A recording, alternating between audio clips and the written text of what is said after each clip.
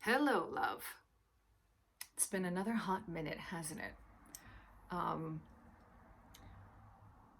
I want to just start really quickly with this before I get into the message here by saying that I've been going through a lot of different changes and transitions, and I'm in the process of feeling through how that is going to be reflected in how I'm doing readings, um, and essentially supporting you and being here as someone who is on my own journey, sharing what I am going through, sharing the insights that I have come across, etc., etc. Um, and in doing so, sharing that with you because I think it's so important that, and this is something that, I mean, it's been a wow, I didn't realize this was going to get so personal, but okay, we're rolling with it now. Um, I know I've mentioned before that I've always been sort of more of a private person when it comes to just in general, just like, I'm not the type of person that's really um, talks a lot about what I'm going through or what, my personally I'm going through or experiences and things like that. Um, there's a lot of reasons for that, which who knows? Maybe we'll get into it as time moves forward. Time. Anyway, um, so what I've really come to realize, especially with things like this, and so much of this also, by the way, has to do with the witch wound, which was something that when I first discovered what the witch wound was, it was like being seen for the first time, you know, in that way. So I think that because a lot of the if this resonates for you, you'll understand, right? When it comes to the witch wound, a lot of that is a fear of being seen and being heard, because in the past you've had experiences, past life, parallel life, however you want to look at it, you have been persecuted for speaking truthfully and speaking from um, for speaking openly about what you believe in, right? And this has nothing to do with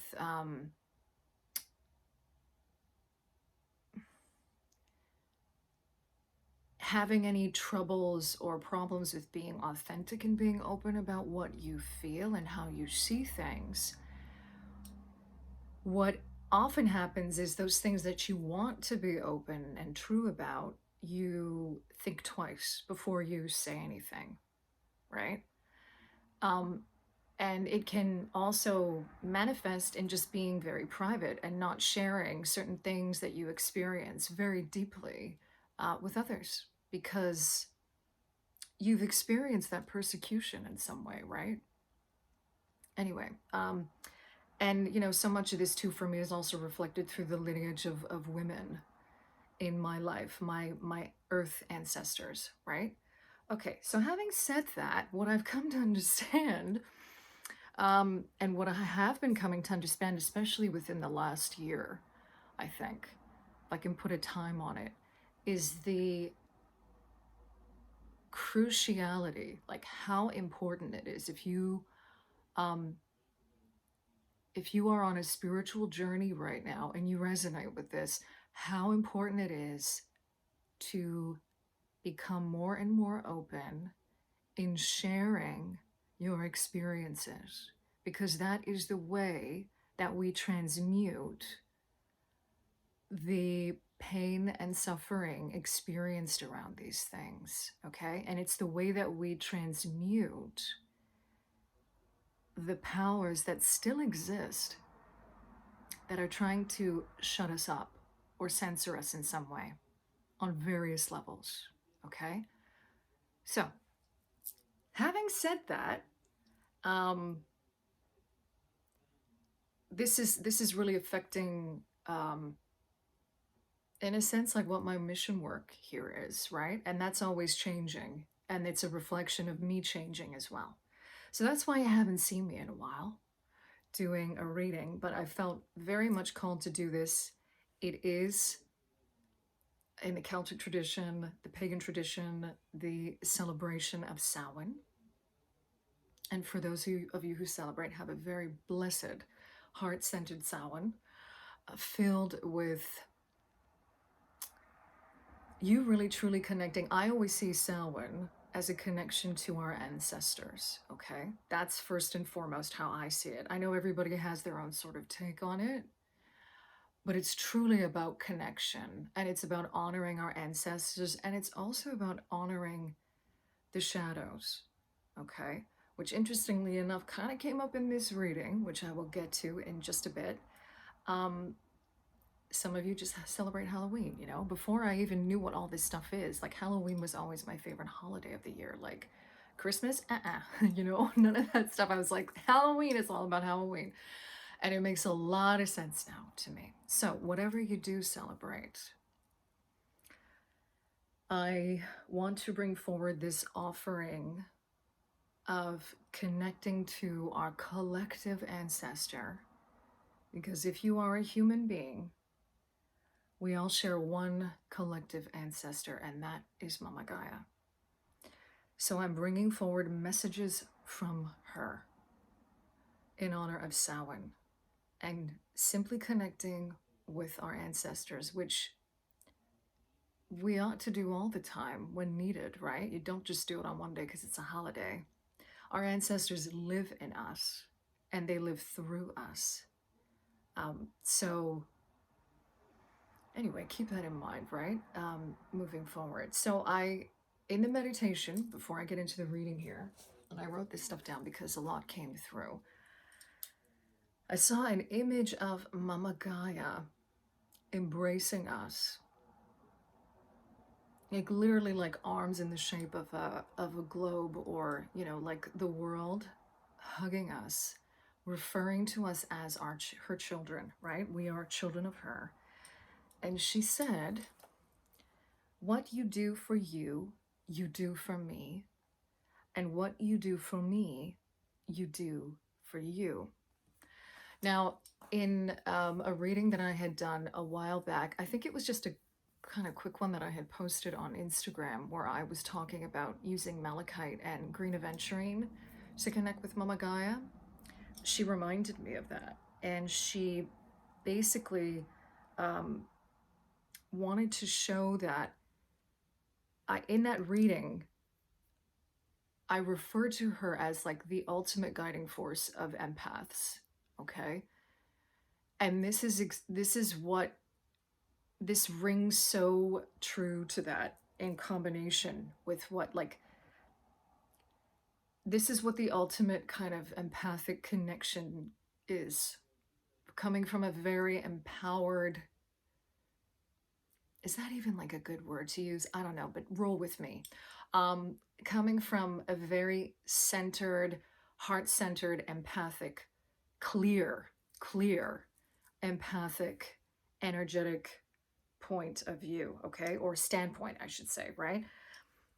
What you do for you, you do for me. And it's the same when we talk about when you are working on your inner healing, when you're working on connecting to you, when you yourself are working and constantly in practice, walking your spiritual path day in, day out, at your job that's still 3D, having to deal with family that, you know, like rubs you the wrong way, okay? They're there for a reason. When you're doing all those things, you are not just helping yourself, healing yourself, empowering yourself, you're doing it for the rest of the world as well, energetically. And it's the same with Momma Gaia. When you're doing it for you, you're also doing it for Momma Gaia. We have a very empathic connection with Momma Gaia, and I'm just at the tip of the iceberg here with exploring that, okay? But it's incredible, and maybe it has something to do with earth magic, I don't know. I haven't gone that far into exploring it myself, but there's something about our connection with her. She is our mother in this human incarnation. Okay? We have our biological mothers, of course we do, right? And we have our family and we have all of our ancestors that we are connected to. But we come from her in a way. She sustains us. We have a very intimate relationship with Mother Earth. Okay? And I don't want to get too off topic with that because it's just going to go off. The next thing that's a whole other talk. Actually, maybe that's just a whole other series of messages that want to come through. She then showed me a bat. Hilarious because it is Halloween, right? It is Samhain, and usually bats are always associated with Halloween and that type of thing, like spiders and what's the other one that gets a lot of, I don't know, you know what I'm talking about, black cats, that type of thing. Okay, she showed me a bat, and then she showed me a mosquito. Okay, interesting because both of these animals are connected with feeding off of others, right? And especially with this idea of blood, which is ancestral. And remember that blood is also in them as well. Okay. And she said, how can you love a bat? How can you learn to love a bat? And then I heard like parasitic, right? I heard like feeding off of others. And what she was essentially guiding me towards here is how can we better understand these creatures and the part that they play here? And then when I went to go, because when I was setting up this reading, I'm like, let me look up bat really quickly. It is in Ted Andrews' Animal Speak, bat, 12:12 on the clock. And mosquito wasn't, so I had to look that up separately. But essentially, what these two creatures show us, and what Momma Gaia was trying to show me through this vision, this showing me, bringing these animals forth, was that this is about loving our shadow as much as we love our light. It's about loving our shadow as much as we love our light. Because think about it. Bats get a bad rap, right? Mosquitoes get a bad rap. They're considered pests, right?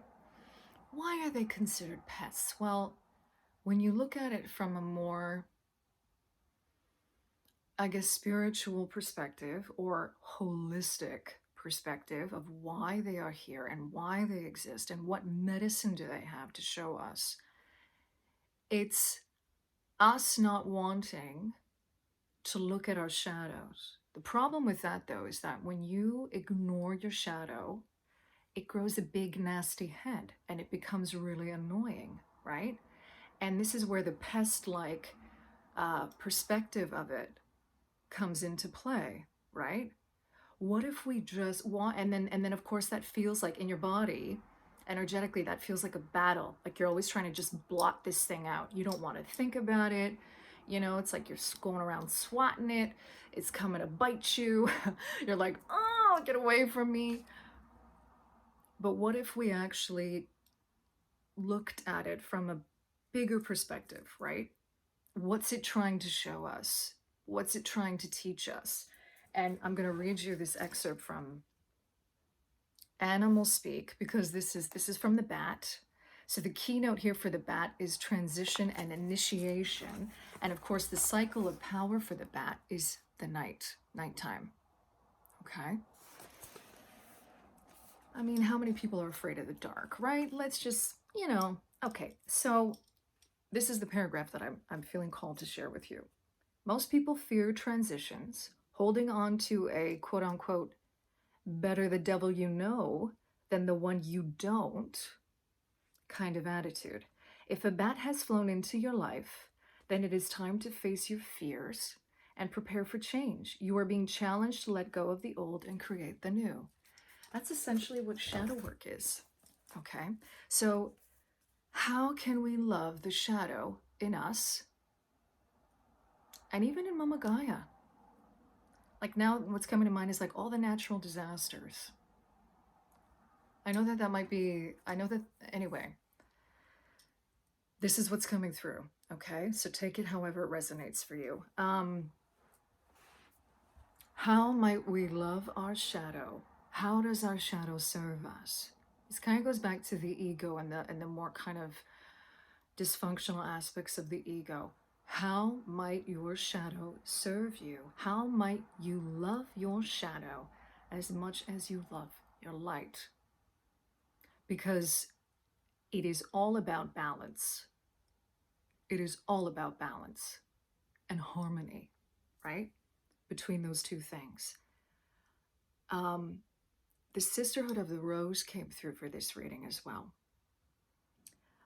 That's something that is also, I'm connected to very strongly. What they wanted to show me here, though, specific to this message for you, is the incredible importance of the divine feminine and this coming back into balance again. And then that went into this sacred geometry of the rose and looking at the sacred geometry of the rose. And then that morphed into this spiral energy. And I heard lineage is cyclical. Lineage is cyclical. And I saw, and this is really like, this drawing does not do it justice, but I saw sort of this image of like concentric spirals around a spiral. So when you almost looked down on it, it looked like this, like spirals merging into spirals. Imagine like this is source, okay? And this is us here. And essentially, I kept on getting, this is part of the ascension process, right? Like understanding that lineage is cyclical is sort of how we can better understand descension and ascension again. I'm curious to see if that is going to come through the reading, because what she essentially was trying to really show me with this and that image is that we have to get in tune, more in tune with her cycles. So in a sense, the lineage being cyclical is us understanding the cycles of Mother Earth, of Momma Gaia, of Mother Nature, okay? Especially, like, I keep on getting this energy, and I don't know, and this is something that has also been coming up for me a bit lately, where it's like looking at the cycles of the moon, looking at the cycles of the moon in connection with Momma Gaia, looking also at the equinoxes and the solstices as very significant, and how the sun in relation to Momma Gaia also has a very cyclical connection to her. And when you think about it, like, yeah, we circle the sun, right? And then it's also about how much time during the year we get light, you know, compared to like from the summer solstice to the winter solstice, and really being in flow with her cycles in connection to everything that's going on within our own solar system. Okay, that's it. I'm going to end it there and get now into the cards. First asking from the Psychic Tarot. So this was all informed by Momma Gaia, guided to ask through the Psychic Tarot. I'm hearing messages of healing right now, messages of healing. Okay, so healing, this is the thing, what she's showing me or connecting with in this way is saying that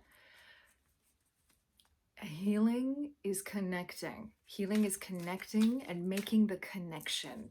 So if this is about ancestral healing to her specifically, how might we, yeah, it's almost like she's inviting us, if we want to, of course, right, of our own free will, to connect with her. And this offering, in a way, is a kind of offering to her. Okay? So what is it that she wants to... This is cool.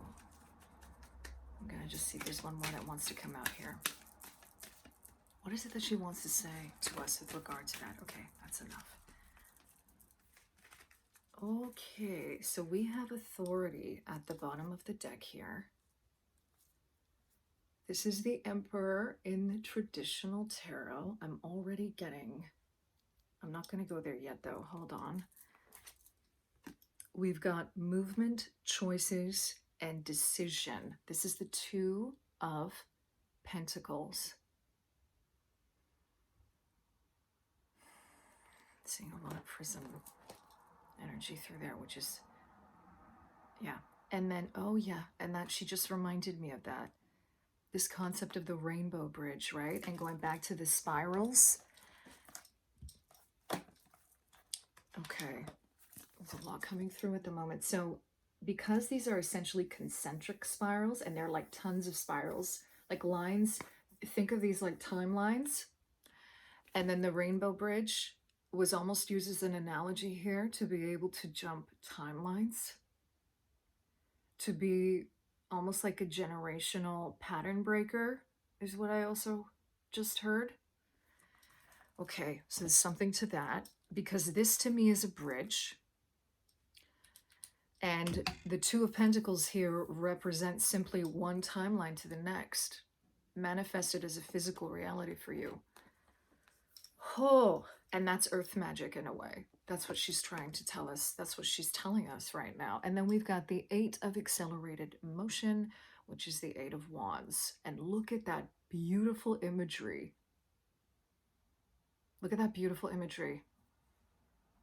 All I keep on seeing with this is cyclical nature again. Like our connection to the stars, our connection to the sun in our own solar system, the planets, because I'm actually seeing planets here as well, as opposed to just what we would think is just a star, right? Okay. I'm seeing four corners. I'm seeing like the four elements, the fifth element coming through here, right? Because you've got the four sort of points on this star or sun in a way, you could even say. And then the fifth one coming out here, ways that we connect to Momma Gaia and we connect to spirit as well. So there's kind of a double meaning coming through here with authority at the bottom of the deck. Authority it can be seen, right, as something, especially if you're coming from the perspective of a witch wound or the divine feminine, that is rising and healing as the patriarchal forces, as the masculine forces that have been out of whack, that have suppressed the feminine. Okay. And again, these is guiding energies to heal that, right? And it's interesting that we have a feminine figure here too, right? This woman is sitting here and she's looking up at the stars here. And you can't really tell if this is male or female, this figure here, which is very interesting. And the things that they're showing there in terms of bridging those gaps, right? You know what? I think I do see, I can't tell. I cannot tell. I think it's a male. I think it's a guy. But it's kind of like, it's almost irrelevant at the moment, right? Because what it almost looks like here, it's more like what she's guiding me to show you is that this is more like you as a child of hers. It doesn't matter, male or female. And you kind of almost making an offering to her, coming to her for advice, coming to her for help, right? The other thing that this is also reflecting is your own inner authority. There's a twofold message with this. And you stepping into your own inner authority. And you also healing your own divine masculine. Because that's a huge thing. It's not just about healing the divine feminine, right? Which is a huge thing, which is a big topic at the moment, right? Because that's the thing that's been so out of whack. That's the thing that's been so suppressed. But what about just, what about the other side of it? Because the out of whack energy that that has been the divine masculine, right, also needs healing, because it has morphed into this very sort of imbalanced, dysfunctional aspect of the divine masculine. Yeah. So that's you. See yourself in that figure. Doesn't matter what sex you are, right? See yourself in that figure. See your own divine masculine and divine feminine in this figure. Coming to her, right? I love how there's different colors in this as well. I keep on getting rainbow bridge, rainbow bridge.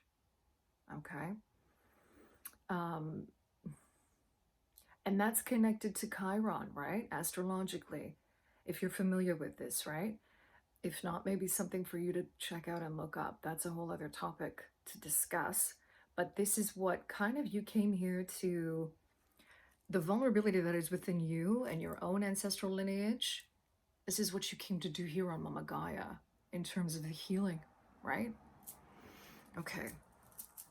Asking now through the Rose Oracle for messages that want to come through here from Mother Rose specifically, because she did come through for this reading, and the Sisterhood of the Rose, very connected to seeding light consciousness here on Momma Gaia and very connected to Momma Gaia. Period. All right. The child within, inner mother, innocence, gentleness, and tenderness. The child within. I love this. Inner mother, innocence, gentleness, and tenderness. Okay, so how you connect to Momma Gaia is through your own inner child, your own innocence, and your own inner mother. Isn't that crazy? It's like, anyway, let me just, and then we've got the second bloom. I just want you to take a look at that image there. A second chance. It's never too late. New possibilities. Okay. This feels like a very specific message for some of you watching. You'll know because it'll resonate for you if you feel like you're being given a second chance to do something. It's never too late. It's never too late. I'm hearing to jump that timeline, to go across the rainbow bridge in that kind of way, right? To make that pledge for yourself. It's never too late. It's never too late to change, and it's never too late to transform. This child within, inner mother innocence, I feel like something more wants to come through here. This is about being gentle. This is about being gentle with yourself. This goes back to what she was showing me in the beginning with embracing us. She wants us to know that when we connect to that inner mother within us, we are connecting to her. Yeah. That's what she wants us to know. She wants us to know that it's actually much more accessible than we realize it is. And also, this is kind of, I feel like this is a message for some of you that may have not had the best relationship with your own mothers. That the healing through that happens by going within to the child within and motherhood of self. And understanding that your mother was also a child that had a mother that perhaps was disconnected from that, okay? I feel again that that's a very specific message for someone.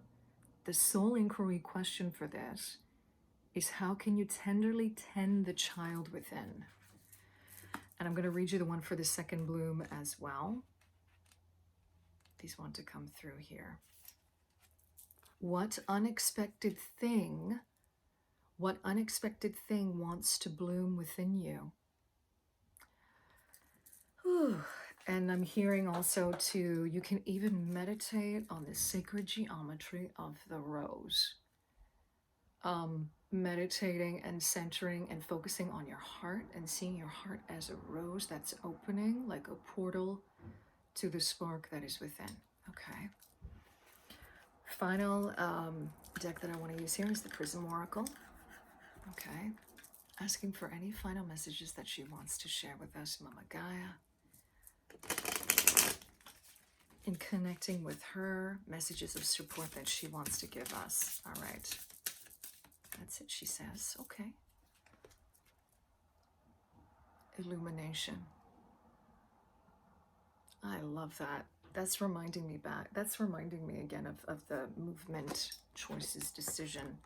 I just feel like this is a bridge again, seeing the illumination of these colors and the light, connecting to the light that is within through that meditation on the sacred rose geometry.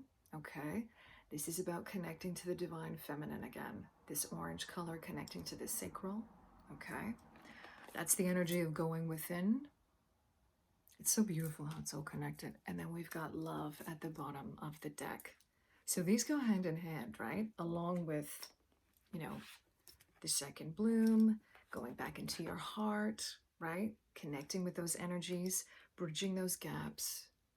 And you're going to find, she's just directing me to this now, how quickly that is going to move things forward to you, because 8, this is the number. I always think of 8 as the, aside from the lemniscate and the cycle that it represents, right? And I mean, you can look at it differently in terms of what is it? Is it a loop that's, you know, you're stuck in a loop, or is it you connecting to the infinity, right? The oneness that we are all from and connected to, right?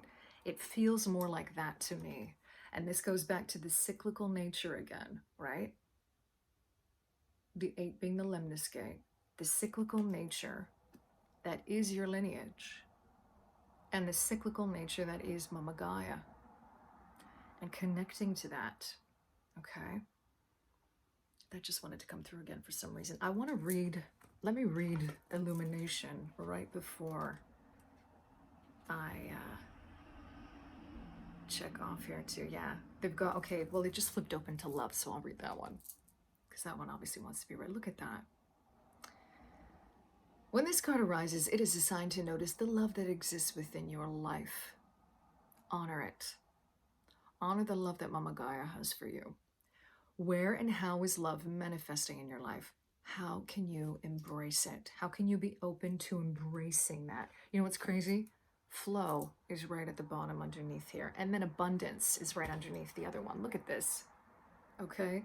These things are all connected. These aspects are all connected to each other, right? Momma Gaia is abundant, and she has abundance that she wants to give and share with you. You have to be open to it. You need to open your heart to that as well. Now, let's see. Illumination here is actually, to me, this is interesting, because to me, illumination looks more orange here. They've got it in this deck. Nicole Pivirotto, she has it under the yellow, which I think is amazing. Because to me, when I see orange and then it comes up as yellow in the actual deck, it is the balance of the divine feminine with the masculine, right? So it says here, drawing this card is like turning on a light in a pitch black room. When the room is dark, it can feel scary, unfamiliar, mysterious. This is going right back to the bat and the mosquito, right? However, once the lights are on, you can see and feel the truth of your situation and approach what you've illuminated from a deeper knowing and ease. That's what she wants. That's what Momma Gaia wants us to know. Embrace your shadow and your light equally, okay? Come from a place of love as opposed to a place of fear, and understanding that. This is essentially going back to the initial